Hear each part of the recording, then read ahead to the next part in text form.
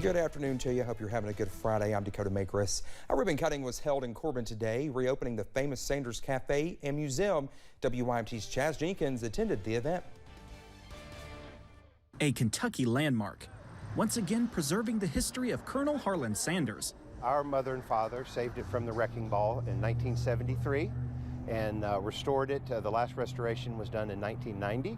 And here we are today celebrating the reopening of the Sanders Cafe and Museum. Telling a famous story, a prime example of achieving the American dream. He started KFC at the age of 65, living out of a station wagon with a $105 Social Security check.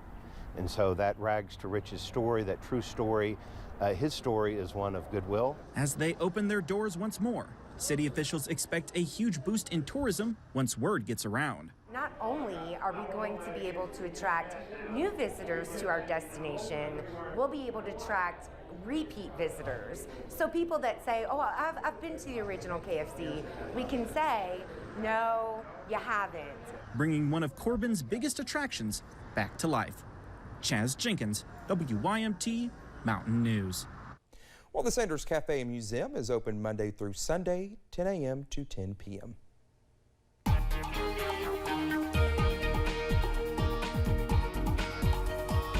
Joining you downtown once again from a sunny downtown Pikeville here on day 2 of Hillbilly Days 2022. Plenty of sunshine out and around the region this afternoon. It's not just in Pikeville, everywhere. Absolutely gorgeous conditions all around the mountains this afternoon. Let's take you across the border into Southwest Virginia. High knob camera at the University of Virginia at Wise.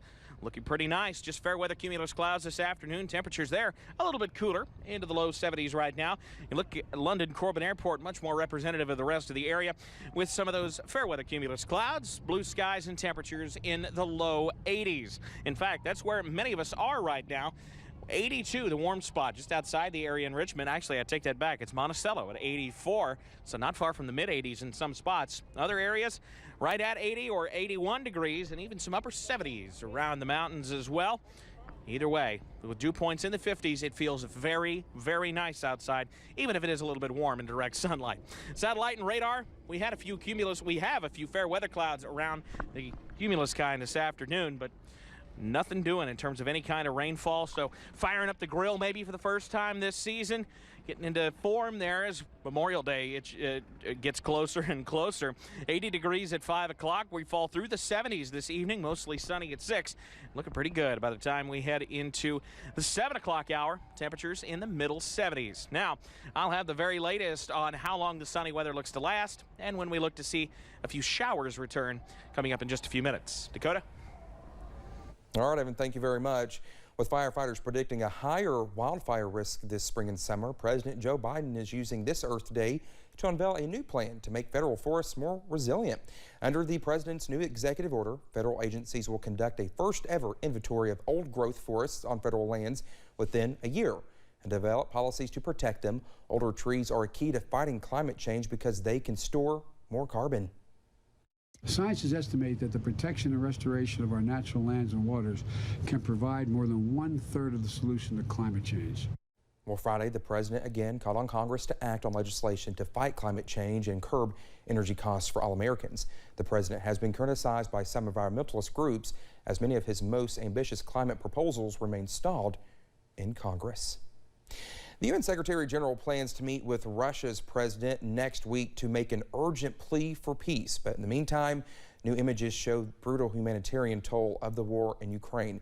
8 weeks into the conflict, Ukrainian authorities say more than 20,000 civilians have been killed in the siege of Mariupol. Skylar Henry reports from Washington. Crews removed bodies from the bombed wreckage of Mariupol. Russian President Vladimir Putin has claimed victory there. But the local steel mill remains a holdout. Russian forces say they've blockaded the plant where thousands of Ukrainian fighters are holed up against attacks and civilians are taking shelter. These satellite images are believed to show rows of mass graves outside Mariupol. City officials say the area could hold more than 9,000 bodies. Britain's prime minister says it's a realistic possibility that Putin's war in Ukraine could continue through the end of next year. The only option he now has really is to continue to try to use his appalling grinding approach, led by artillery, trying to grind the Ukrainians down. The Biden administration has committed billions of dollars in funding and weapons to Ukraine since the invasion began, but the Ukrainian government is asking for more. In a blistering op-ed, Ukraine's defense minister called for air and missile defense systems, saying the Western response has been too slow. We, in keeping and with another 30-plus nations, are doing everything we can to give them the tools that they need to defend themselves and to push the Russians out. Ukrainian President Volodymyr Zelensky said in a video message that Russia rejected a truce proposal for this weekend's Orthodox Christian Easter, but that he still hopes for peace. Skyler Henry, CBS News, Washington. A senior Russian military commander said on Friday that Moscow wants complete control of not just eastern Ukraine, but the southern region as well. Pope Francis is easing back on his agenda due to medical reasons. A Vatican press director said the 85-year-old pontiff has no appointment scheduled for Friday due to a medical check. Francis is dealing with a sore right knee and had to sit down as he read his message on Easter Sunday. During a trip to Malta earlier this month, the Pope said his health is, quote, a bit carpous. Well, the CDC is issuing a health advisory about several cases of severe liver inflammation in children. 9 children in Alabama under the age of 10 were diagnosed with hepatitis or liver inflammation with adenovirus. 2 more cases were found in North Carolina, and 2 of the patients needed liver transplants. The cause remains unclear, but worried parents can look for a few big signs they need to take their child to be checked out. It might look like their belly was particularly big. You can also see yellowing of the eyes or skin, something we call jaundice, which is absolutely unusual, especially in an otherwise healthy person. The hepatitis cases were first identified in Britain, 74 since January. For those worried about a connection to COVID, health officials in Alabama say none of the children had history of recently being infected with COVID-19, and none of them had been vaccinated against the virus. Well, coming up here on First at 4, if you drive a Ford, you may need to set up an appointment with your dealer after a recent recall. And you can leave the umbrellas at home, but grab the sunscreen if you're coming out to night 2 of Hillbilly Days in Pikeville. I'll have the full details coming up next.